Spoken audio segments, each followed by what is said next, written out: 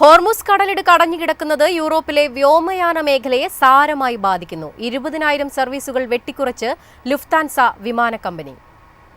അമേരിക്കയും ഇസ്രയേലും പങ്കാളികളായി ഇറാനെതിരെ നടത്തുന്ന യുദ്ധം ലോകത്തെ എങ്ങനെയെല്ലാം ബാധിക്കുന്നു എന്നതിന്റെ മറ്റൊരു തെളിവായിരിക്കുകയാണ് പ്രമുഖ ജർമ്മൻ വിമാന കമ്പനിയായ ലുഫ്താൻസ ഗ്രൂപ്പ്. അടുത്ത 6 മാസത്തിനുള്ളിൽ 20,000 സർവീസുകൾ വെട്ടിക്കുറയ്ക്കുകയാണ്. ഇന്ധന ലഭ്യത കുറയുകയും വില കുതിച്ചുയരുകയും ചെയ്യുന്ന പശ്ചാത്തലത്തിലാണ് വിമാന ഇന്ധനം ലഭിക്കാനായി കമ്പനി ഈ കടുത്ത തീരുമാനമെടുത്തത്. മെയ് മാസം വരെയുള്ള റദ്ദാക്കിയ വിമാനങ്ങളുടെ പട്ടിക കമ്പനി ഇതിനോടകം പുറത്തുവിട്ടു. ഒക്ടോബർ അവസാനത്തോടെ ഏകദേശം 40,000 മെട്രിക് ടൺ ഇന്ധനം ലാഭിക്കാനാണ് ഇതിലൂടെ ലക്ഷ്യമിടുന്നത്. ഇറാൻ തീരത്തെ തന്ത്രപ്രധാനമായ ഹോർമുസ് കടലിടുക്ക് അടഞ്ഞുകിടക്കുന്നത് യൂറോപ്പിലെ വ്യോമയാന മേഖലയെ സാരമായി ബാധിക്കുമെന്ന് കമ്പനികൾ നേരത്തെ മുന്നറിയിപ്പ് നൽകിയിരുന്നു. ലോകത്തെ ഊർജ്ജ വിതരണത്തിന്റെ നിർണായക പാതയായ ഹോർമുസ് വഴിയാണ് യൂറോപ്പിന് ആവശ്യമായ വിമാന ഇന്ധനത്തിന്റെ 41% എത്തുന്നത്.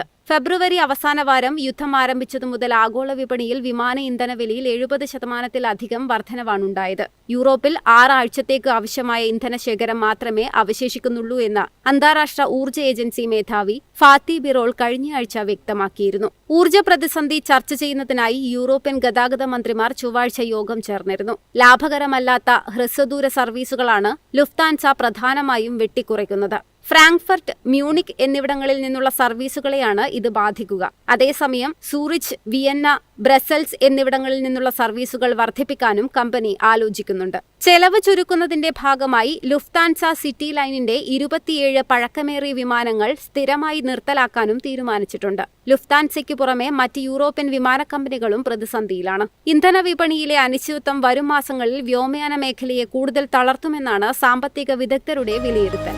എളുപ്പത്തിൽ സമ്പാദ്യം വളർത്താം. ഇന്ന് തന്നെ മൈഫിൻ TV ആപ്പ് ഡൗൺലോഡ് ചെയ്യൂ.